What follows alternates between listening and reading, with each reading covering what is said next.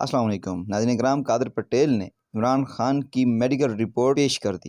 جب عمران خان صاحب کو گرفتار کیا گیا تو اس کے بعد ان کا میڈیکل ایگزامینیشن کیا گیا۔ اس میڈیکل رپورٹ کے مطابق عمران خان شراب اور کوکین کا بے تحاشا استعمال کرتے ہیں۔ حقیقت کیا ہے، ذرا یہ اگلی ویڈیو میں انہی کے صحافی کی زبانی ملاحظہ فرمائیے کہ خان صاحب جب یہ کرکٹ کھیلتے تھے اور یہ یورپ میں پھرتے تھے اپنی کرکٹ ٹیم کے ساتھ، تو کرکٹرز وہ پب چلے جاتے تھے۔